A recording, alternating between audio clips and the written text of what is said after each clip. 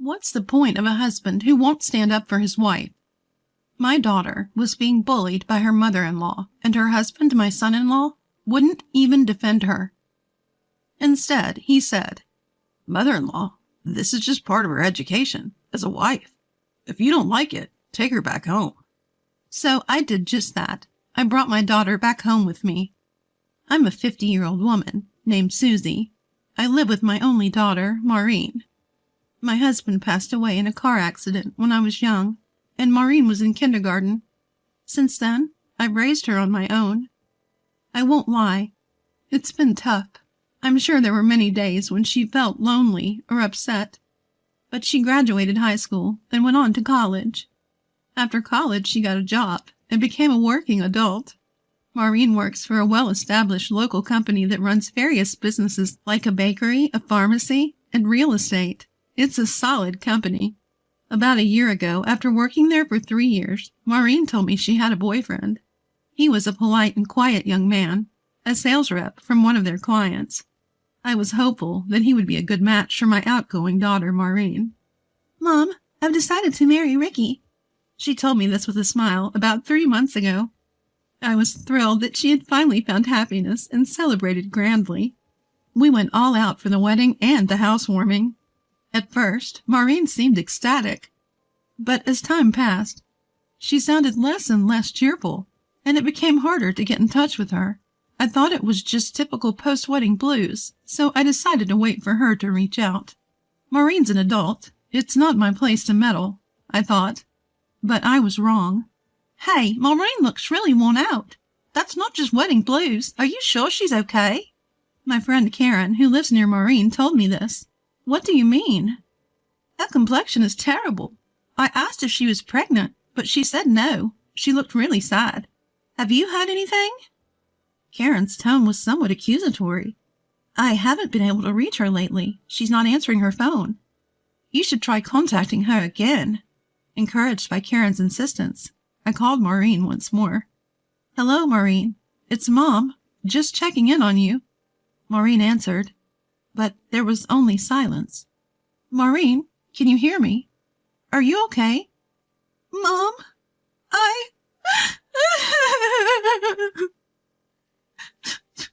Maureen broke down crying on the phone. "Maureen, are you okay?" "Mom, I'm not okay." Hearing that Maureen wasn't doing well, I regretted not visiting her sooner. I've been so wrapped up in work that I've neglected her, but Maureen always put on a brave face for me, always cheerful. Now she's in tears, saying she's not okay. I held back my emotions and rushed to Maureen's side. "Maureen, Mom's here." "Mom, When I saw Maureen, she looked worn out, a shadow of herself from just a few months ago. "What happened to you?" I hugged Maureen and rubbed her back. Seemingly relieved, Maureen began to speak through her tears and sobs. "Ricky's parents are bullying me. They say I'm uncivilized because I was raised by a single mom, so they're disciplining me." I looked at Maureen's hands. Her once beautiful fingertips were now cracked and sore. "This is terrible." "They tell me to wash dishes with cold water to save hot water. They even tell me to hand wash clothes before using the washing machine." What? Apparently, her mother-in-law insists that Maureen hand wash her clothes as a pre-wash. "And I have to mop the floor every morning." Fuming, Maureen added, "What hurts the most is when they badmouth you, Mom."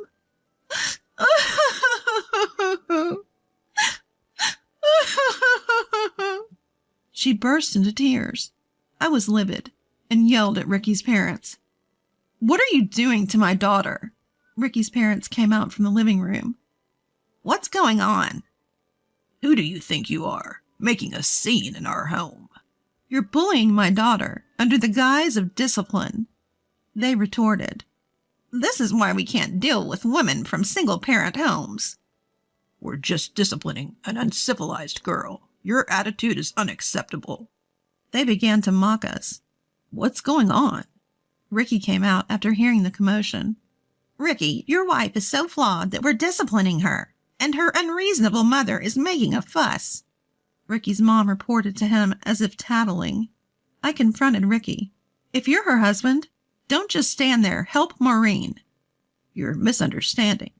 Maureen is failing as a wife. My parents are just trying to make her presentable. Ricky arrogantly defended his parents. You're a failure as a husband. If you can't protect your own wife, stop this nonsense. I was furious and lunged at Ricky.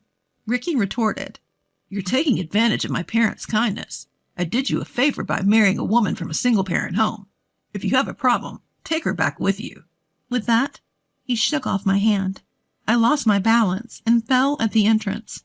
Mom, are you okay? Maureen rushed to my side. I'm fine, Maureen.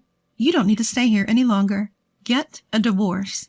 When I urged Maureen to divorce, she weakly nodded. Okay, I understand. As we were about to leave, Ricky's parents sneered. You're probably going back to some rundown apartment. Feel free to come back any time. Yeah, but only if you apologize deeply. Ricky's parents took turns mocking us. I quickly retorted, You're the ones who don't get it. This house isn't yours. Don't get it twisted.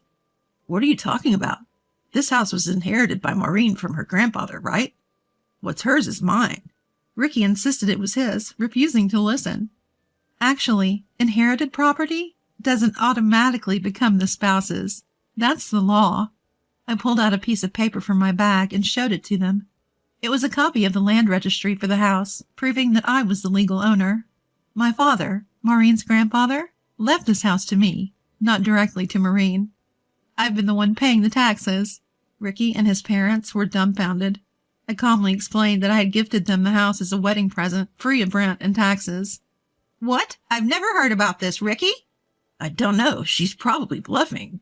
Ricky and his parents refused to believe us. Listen, you have no right to live here. If you understand, leave. Despite my declaration, they remained defiant. That's your problem. We're staying. You're the one who should leave. Fine. I'll see you in court, I said, taking Maureen with me as we left the house. As we exited, I noticed neighbors gathered, whispering among themselves after hearing the commotion. Among them was my friend Karen. Are you okay? Sorry for causing a scene. Karen looked concerned. I'll explain everything later, I said, hugging Maureen as we left. After that, Ricky and his family tried to continue living in the house, but word had spread in the neighborhood. People had noticed Maureen's declining health since her marriage. When it became known that they had bullied Maureen, tried to kick her out, and even attempted to take over the house, they were shunned as a disgraceful family. Living in a small town, word travels fast. It didn't take long for us to hear about Ricky and his family situation through Karen. Their reputation had plummeted, and they were even told not to dispose of their trash at the community dump.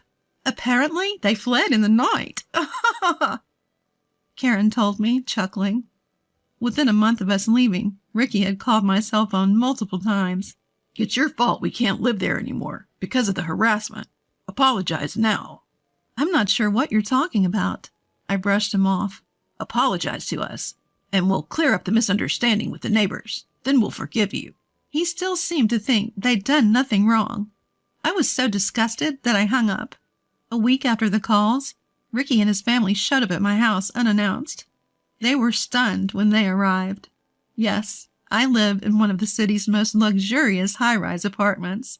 In fact, my late husband ran a company, and I took over as CEO after his passing.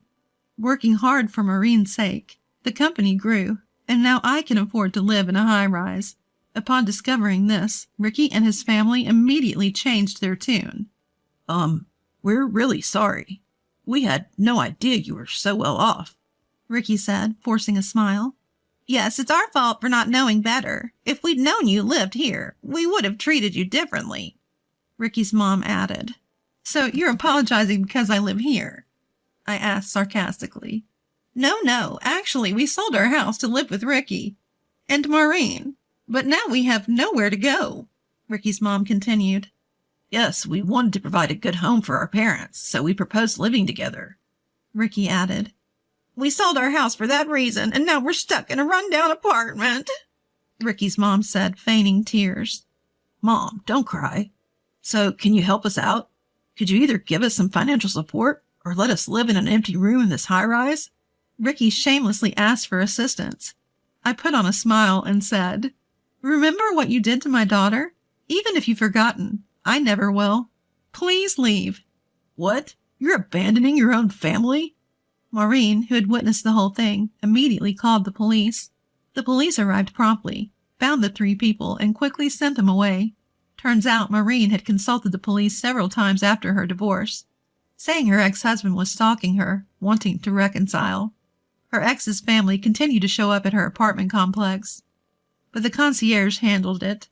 They've been scraping by in a cheap, run-down 2-bedroom apartment ever since. They squandered the money from selling their house on new furniture during the move, leaving them with almost nothing.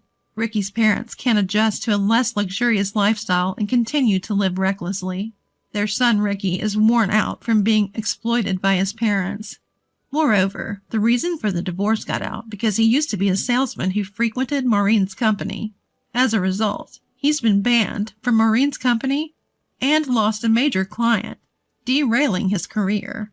Even Ricky's parents have started looking for work, realizing the gravity of the situation. But due to their age, skills, and neighborhood gossip, they're struggling to find employment. The jobs they do find don't pay well, and they continue to live in hardship. I decided it would be a waste to leave my father's house vacant, so I've opened it up as a community center for the neighborhood. I occasionally check in to make sure Ricky's family isn't causing trouble. Maureen told me, "I'm an adult now, and I wanted to handle my husband myself.